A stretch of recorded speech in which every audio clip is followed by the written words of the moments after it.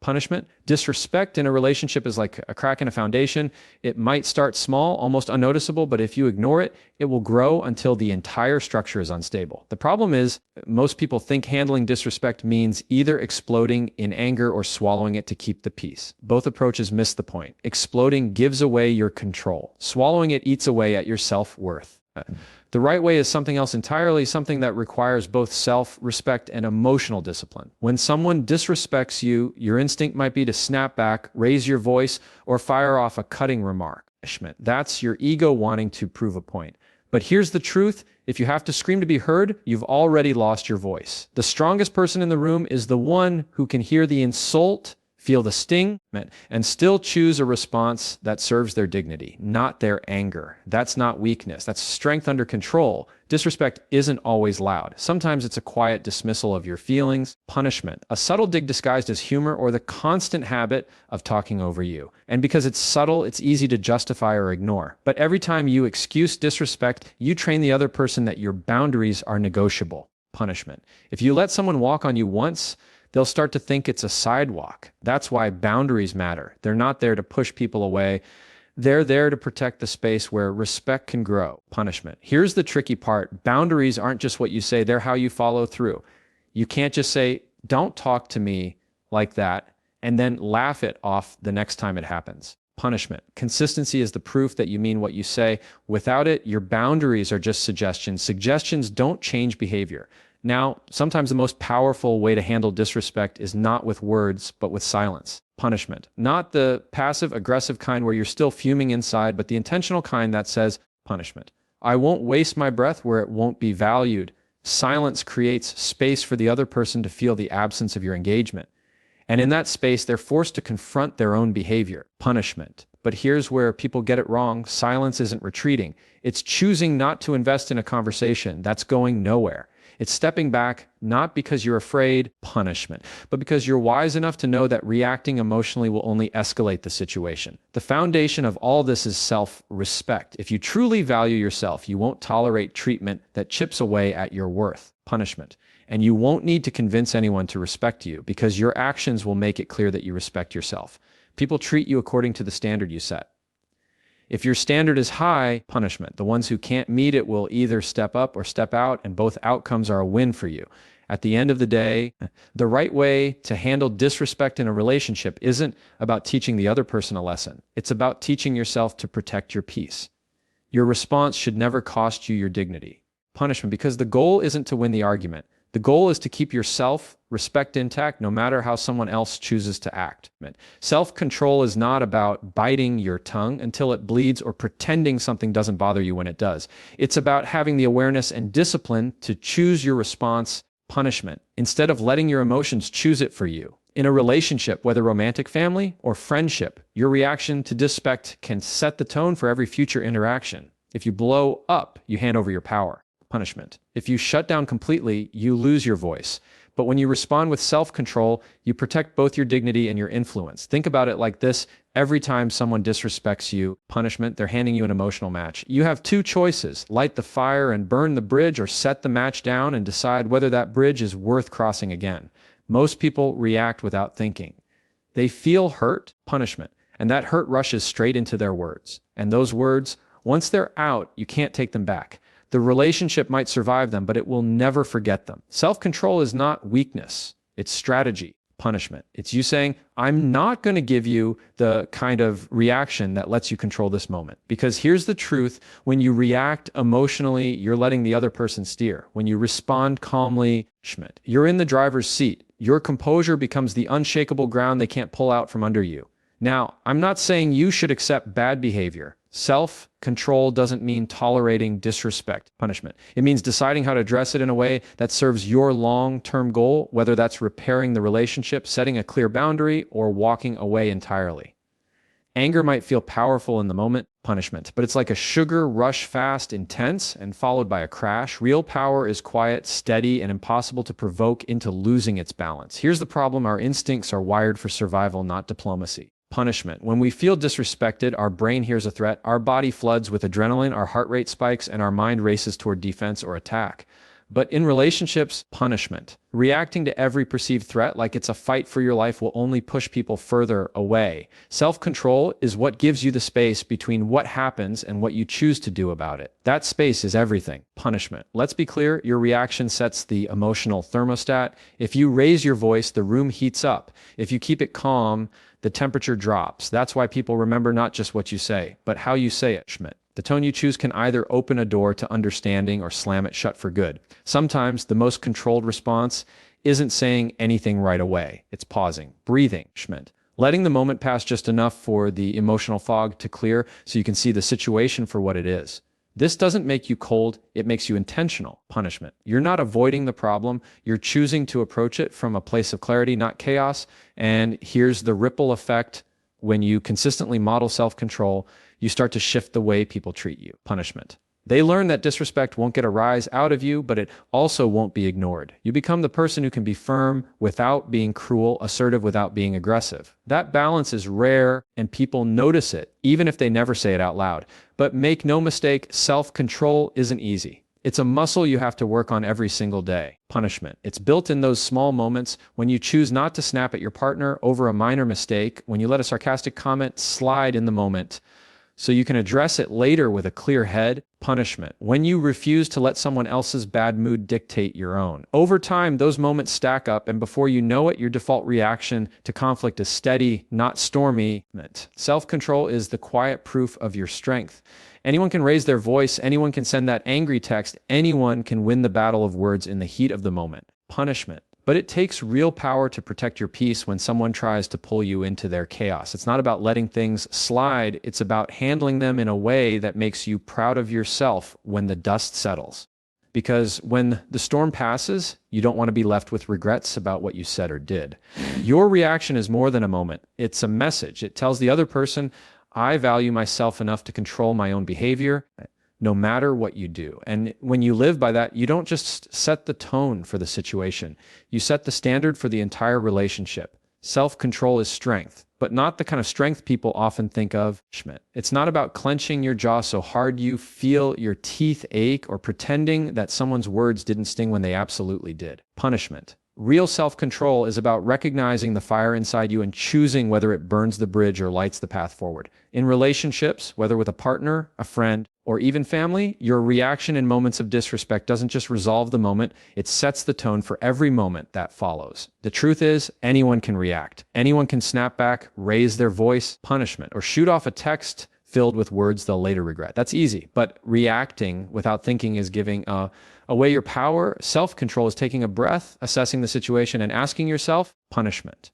What outcome do I really want here? When you know your goal, you can choose your words and actions in a way that gets you closer to it instead of further away. Think of it like driving in the rain. The road is slippery, visibility is low, and the car in front of you slams on the brakes. You have two choices. You can jerk the wheel and risk spinning out, or you can steady your grip, slow down, and keep control. Punishment. The first option might feel instinctive in the moment, but the second one is what keeps you safe. That's exactly how emotional control works.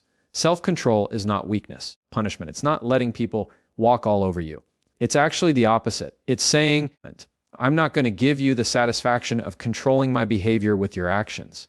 The person who stays calm in the middle of chaos isn't passive, they're powerful. Because while everyone else is losing their balance, punishment, they're still standing tall. This doesn't mean you stay silent about disrespect. It means you decide how and when to address it. You're not avoiding the problem, you're approaching it with strategy. If someone raises their voice, punishment, you don't have to match their volume. If someone throws insults, you don't have to throw them back. That doesn't mean you're letting it slide. It means you're not letting their energy dictate yours. Here's why that matters. Your reaction sets the emotional thermostat for the entire conversation. If you explode, the situation overheats. If you stay composed, you bring the temperature down. People remember tone more than they remember words. Punishment. And the way you deliver your message will often matter more than the message itself. Self-control also gives you the one thing most people don't have in heated moments: perspective. Punishment. It's the pause between what happened and what you do next. That pause might be a few seconds of deep breathing before you answer, a decision to walk away for an hour before talking, or even waiting until the next day to revisit the issue. Punishment. That space is where clarity lives. And here's something important when you model self-control consistently. the people around you start to respond differently. They realize that you won't be baited into unnecessary fights. They see that disrespect will be addressed, but not in a way that spirals into chaos. Over time, this changes the dynamic. You stop playing emotional tug of war because you're no longer pulling on the same rope. But self-control doesn't just happen. It's a muscle. You build it every time you choose not to take the bait, every time you replace a knee-jerk reaction with a thoughtful response, punishment. Every time you decide your piece is worth more than winning a heated exchange, it takes practice. It takes patience with yourself. And yes, sometimes you'll get it wrong. You'll react before you think. The goal isn't perfection. It's progress. At the end of the day, self-control is about protecting your dignity. It's about making sure that when the dust settles, you're proud of how you handled yourself, no matter how poorly the other person acted. Punishment. Your reaction is more than just a moment. It's a message. It tells the other person, you don't control my emotions. I do. And when you live like that, punishment. You don't just handle disrespect, you set the standard for how people are allowed to treat you. In the heat of the moment, emotions are loud. They demand to be heard, they demand to be acted on, punishment, and they convince you that if you don't respond right now, you're somehow letting yourself down. But here's the trap. When you let your emotions dictate your decisions, you're no longer making a choice. You're reacting, punishment. And in relationships, reacting from hurt almost always leads to words or actions that you wish you could take back. Separating emotions from decisions doesn't mean you ignore your feelings. Your feelings are important. Punishment. They're your internal alarm system, letting you know when something's wrong. But they're not meant to be your decision maker. They're meant to be your messenger. Punishment. Just because anger shows up doesn't mean it should be in the driver's seat. Just because hurt is knocking on your door doesn't mean you let it run your house. Punishment. Think about it. How many arguments have spiraled out of control simply because someone acted on the first wave of emotion without stopping to ask, is this really what I want to say? Punishment. Is this going to get me the result I actually want? When you're hurt, your focus narrows. You stop seeing the bigger picture and all you can see is the wound in front of you. Punishment. That's why hurt-driven decisions often feel good in the moment but cause damage in the long run. Responding from clarity means pressing pause, not forever, but long enough to let your emotions settle so you can see the situation for what it is, not just how it feels. Sometimes that pause is a few deep breaths. Sometimes it's a walk around the block. Sometimes it's telling the other person, punishment. I need a little time before we talk about this. You're not avoiding the conversation. You're preparing yourself to handle it without adding more fuel to the fire. Punishment. This is especially important in relationships because relationships aren't about winning. They're about understanding. And understanding requires listening not just to the other person, but to yourself. Punishment. You can't hear your own wisdom if your emotions are shouting over it. Here's the reality. Emotions are temporary, but decisions can have lasting impact. You might feel angry for an hour, punishment, but the words you speak in that anger can leave a scar that lasts for years. You might feel dismissed in one conversation, but if you end the relationship in that moment without thinking it through, punishment. You could regret it for the rest of your life. Clarity comes when you ask yourself a few key questions. What do I actually want to happen next? If I say this, will it help or hurt that outcome? Am I responding to what's happening now or to something old that this moment just reminded me of? That last question is huge. Punishment. So many of our strongest emotional reactions aren't really about the present moment. They're about a past one being poked. If you don't stop to separate the two, you can end up punishing someone for something they didn't even do. Separating emotions from decisions doesn't make you cold. It makes you wise. It's the difference between a surgeon and someone with a sledgehammer. Both can make an impact. Punishment. But only one is precise enough to fix the problem without causing more damage. When you respond from clarity, you can address the issue while still protecting the relationship. And here's the bonus, punishment. When people see that you don't make decisions from a place of hurt, they start to trust you more. They know that even in conflict, you'll be fair. You won't let the heat of the moment turn you into someone you're not. That kind of trust is rare, and it's one of the strongest foundations any relationship can have. This takes practice. It's not about never feeling hurt, frustrated, or angry. Those emotions are part of being human. It's about training yourself to see those emotions as signals, not commands. You can acknowledge them, honor them, and still say, punishment. I'm going to wait until I'm calm to decide what to do next. Because here's the truth. When you respond from clarity instead of hurt, you protect not just the relationship, but your own self-respect. You walk away from the conversation knowing that you acted with intention, not impulse. And that's a kind of peace you can't get from winning an argument. Punishment. That's the peace that comes from knowing you chose the path that serves both your dignity and your future. In every relationship, whether it's romantic, family, friendship, or work, you are constantly teaching people how to treat you. Punishment. Not through lectures, not through long explanations, but through what you allow and what you refuse to accept. Boundaries are not walls, they are instructions. They say, punishment. This is the level of respect required to be in my life. And here's the truth. Disrespect only continues where it's allowed. The problem is a lot of people think boundaries are selfish. They're not. Punishment. Boundaries are actually the most loving thing you can do for yourself and for the other person. Without them, resentment builds. You start feeling taken for granted. You start questioning the relationship. And slowly, your self-worth erodes because you've been teaching them, without realizing it, that it's okay to treat you in a way that hurts you. Boundaries are a way of saying, I value myself enough to set limits. Punishment. And I value you enough to be clear about what they are. Without that clarity, people will push even good people. It's not always out of malice. Sometimes it's habit. Sometimes it's ignorance. But either way, punishment, they will keep doing what you silently allow. Here's the thing about disrespect the first time it happens. It's a test. Not always consciously, but it's a moment where the other person sees how will they respond. If you brush it off, laugh it away, or say nothing, you've just answered the question. They'll see that this is a line they can cross without consequences. And the more it happens, punishment, the deeper that pattern becomes. Now, setting a boundary is more than just making a statement. It's enforcing it. You can say, don't speak to me that way, but if they do it again and you let it slide, your words lose their weight. Punishment. Boundaries without follow through are just suggestions. And suggestions don't change behavior. Some people will resist your boundaries. They'll call you too sensitive or accuse you of overreacting. Punishment. That's because your boundaries disrupt the benefits they've been getting from your lack of them. Don't let that guilt trip work on you. Someone who truly values you will respect the limits you set. Punishment. Even if it takes them time to adjust. The way you enforce boundaries matters. You don't have to yell, threaten, or get defensive. In fact, calm consistency is your greatest ally. I don't accept being spoken to that way. Punishment. If it happens again, I'll step away from the conversation. Then follow through. No drama, no lecture, just action.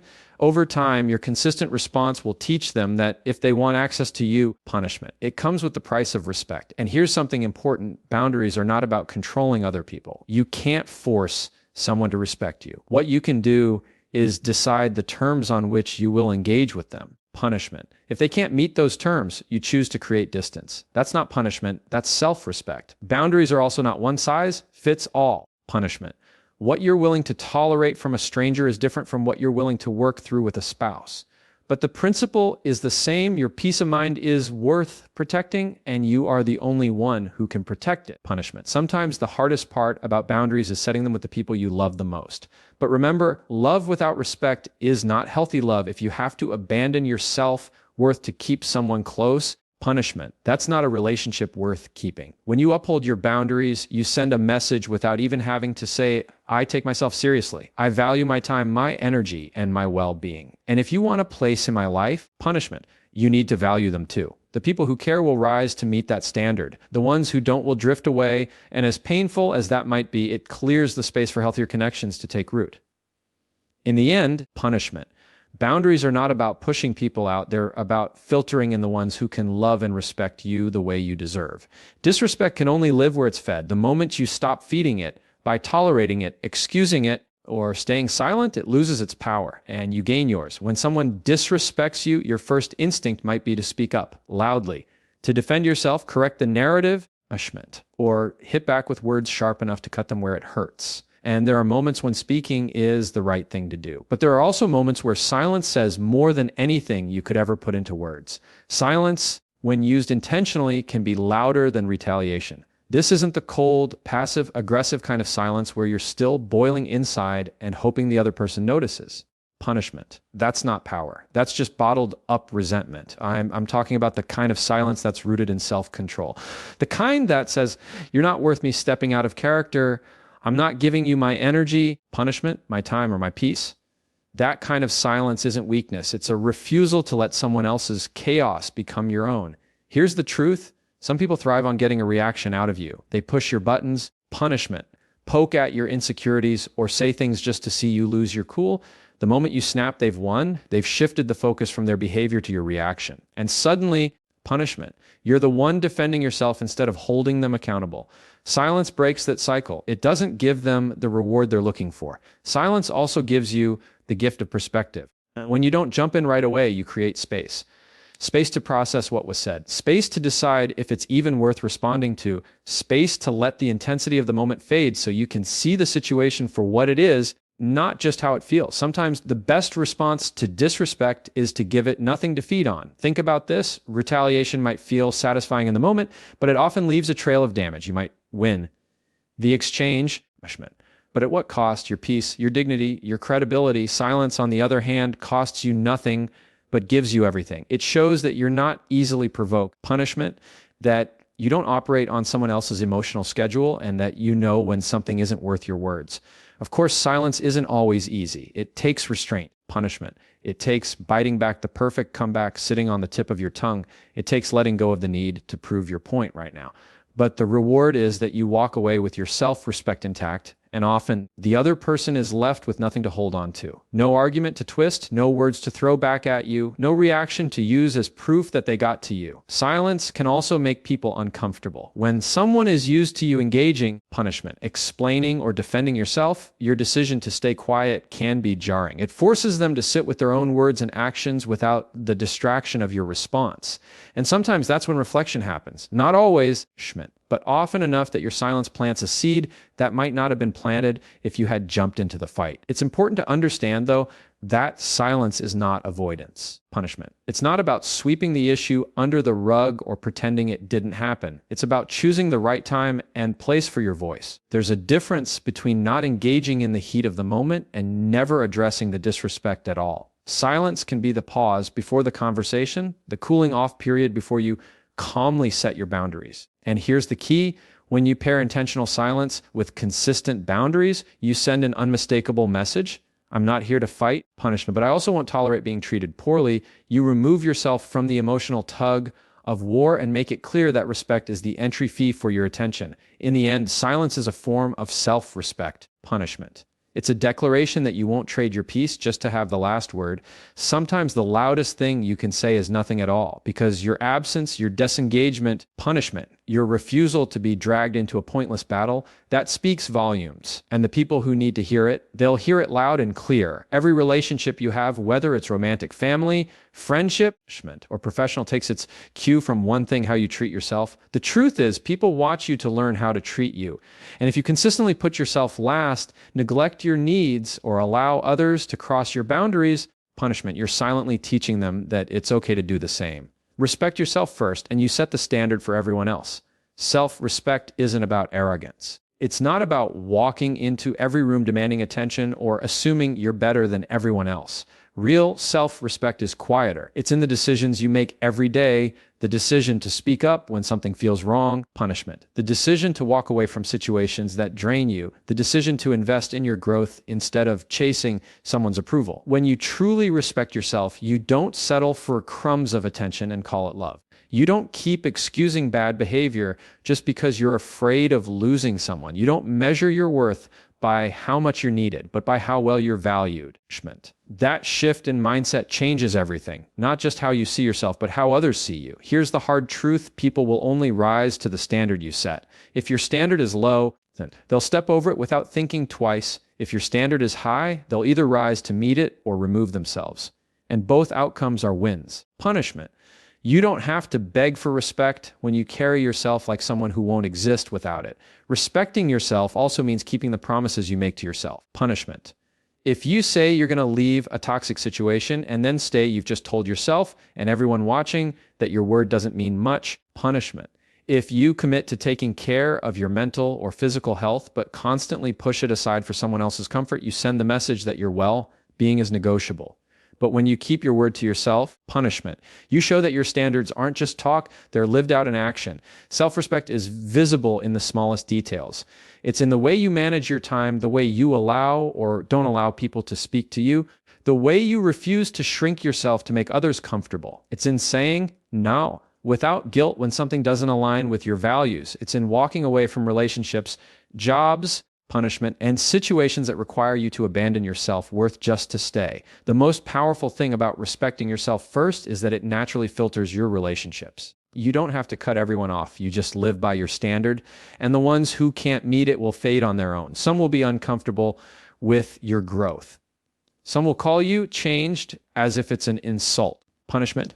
That's a growth will always make the wrong people uncomfortable, but it will also attract the right people, those who see your worth and value it because you do. Now, this doesn't mean you never compromise or that you become rigid. Relationships do require flexibility, but there's a difference between compromise and self-betrayal. Compromise is meeting halfway without sacrificing your core values. Punishment. Self-betrayal is letting go of who you are just to keep someone else happy. One builds connection, the other destroys it. If you've been living with low self-respect for a long time, changing it won't happen overnight. It starts small. Punishment. Speaking up in moments you'd normally stay quiet. Making decisions based on what's right for you, not just what's easy for others. Holding yourself to the same standards you expect from others. Over time, punishment, those small steps build a foundation that no one can shake, not even you on your worst days. And here's the best part. When you respect yourself first, you stop needing constant validation from others. Their approval becomes a bonus, not a requirement. You carry your worth into every room you walk into. You know that losing someone who can't respect you isn't really a loss. It's making space for someone who can. At the end of the day, Schmidt, how you value yourself sets the tone for every relationship you have. People will take their cue from you. So if you want to be valued, cherished, and respected, start by valuing, cherishing, and respecting yourself. Punishment. Because the way you treat yourself isn't just an example. It's an instruction manual for everyone else.